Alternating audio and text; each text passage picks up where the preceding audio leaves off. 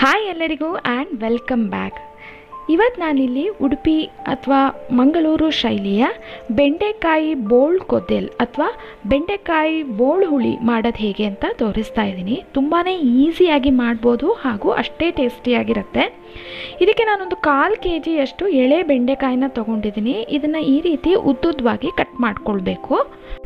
ಸುಮಾರು ಜನ ಹೇಳ್ತಾರೆ ಬೆಂಡೆಕಾಯಿ ಹುಳಿ ಅಥವಾ ಸಾರು ಮಾಡಬೇಕಾದ್ರೆ ಲೋಳೆ ಬರುತ್ತೆ ಅಂತ. ಒಂದು ಚೂರು ಲೋಳೆ ಇಲ್ಲದೆ ಇರೋ ಹಾಗೆ ಹೇಗೆ ಮಾಡ್ಬೋದು ಅಂತ ನಾನಿಲ್ಲಿ ತೋರಿಸ್ತೀನಿ. ಈ ಹುಳಿಗೆ ನಾನು ಒಂದು 3/4 ಕಪ್ಪಷ್ಟು ತೊಗರಿಬೇಳೆನ ಬೇಯಿಸಿ ಇಟ್ಕೊಂಡಿದ್ದೀನಿ. ನಂತರ ಒಂದು ಪ್ಯಾನ್ಗೆ ಒಂದು 2 ಟೇಬಲ್ ಸ್ಪೂನಷ್ಟು ತೆಂಗಿನೆಣ್ಣೆ ಅಥವಾ ಕೊಬ್ಬರಿ ಎಣ್ಣೆನ ಹಾಕ್ಕೊಳ್ಬೇಕು. ಆ್ಯಂಡ್ ನೀವೇನು ಇವಾಗ ಬೆಂಡೆಕಾಯಿನ ಕಟ್ ಮಾಡಿ ಇಟ್ಕೊಂಡಿದ್ರಿ ಅದನ್ನು ಹಾಕಿ ಒಂದು 5 ನಿಮಿಷಗಳ ಕಾಲ ನೀವು ಫ್ರೈ ಮಾಡಬೇಕಾಗತ್ತೆ. ಈ ರೀತಿ ಸ್ವಲ್ಪ ಫ್ರೈ ಮಾಡೋದ್ರಿಂದ ಸ್ವಲ್ಪ ಲೋಳೆ ಕಮ್ಮಿ ಆಗುತ್ತೆ. ಅದರ ಜೊತೆಗೆ ನೀವು ಇದಕ್ಕೆ ಹುಣಸೆ ಹಣ್ಣಿನ ರಸ 1 ಕಪ್ಪಷ್ಟು ಹುಣಸೆ ಹಣ್ಣಿನ ರಸ ಹಾಕ್ಕೊಳ್ಬೇಕು.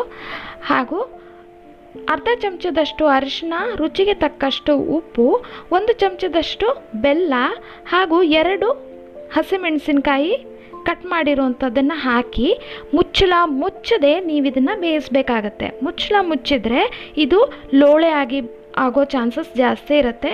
ಆದ್ದರಿಂದ ನೀವು ಮುಚ್ಚಳ ಮುಚ್ಚದೆ ಹುಳಿ ನೀರಲ್ಲಿ ನೀವು ಇದನ್ನು ಒಂದು 5 ನಿಮಿಷ ಬೇಯಿಸಬೇಕು. ಈ ಥರ ಮಾಡೋದ್ರಿಂದ ಒಂದು ಚೂರು ಲೋಳೆ ಬರೋದಿಲ್ಲ. ಇನ್ನು ಇದಕ್ಕೆ ನೀವು ಬೇಯಿಸಿರುವಂತಹ ತೊಗರಿಬೇಳೆ ಏನಿರುತ್ತೆ ಅದನ್ನು ಹಾಕಿ ಸ್ವಲ್ಪ ನೀರು ಹಾಕಿ ಮತ್ತೆ ಪುನಃ ಕುದಿಯೋಕ್ಕಿಡಬೇಕು. ತುಂಬ ಮಂದ ಬರಬಾರ್ದು, ಇದು ಸ್ವಲ್ಪ ತೆಳ್ಳಗೆ ಇರಬೇಕು.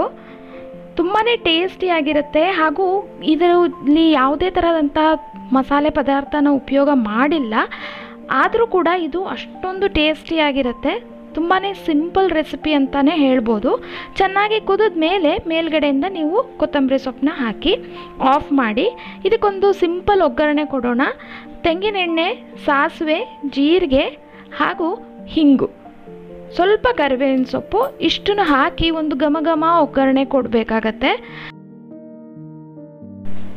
ತುಂಬಾ ಸಿಂಪಲ್ ಆದ ಅಷ್ಟೇ ಟೇಸ್ಟಿಯಾದ ಬೋಳ್ ಕೊದ್ದೆಲ್ ಬೆಂಡೆಕಾಯಿ ಬೋಳ್ ಹುಳಿ ಈಗ ರೆಡಿಯಾಗಿದೆ.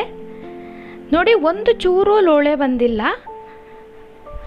ನೀವು ಕೂಡ ಈ ರೆಸಿಪಿನ ಟ್ರೈ ಮಾಡಿ. ಮುಂದಿನ ಇಂಟ್ರೆಸ್ಟಿಂಗ್ ರೆಸಿಪಿ ಜೊತೆ ನಾನು ನಿಮಗೆ ನೆಕ್ಸ್ಟ್ ವಿಡಿಯೋದಲ್ಲಿ ಸಿಗ್ತೀನಿ. Stay tune, stay connected and thank you for watching.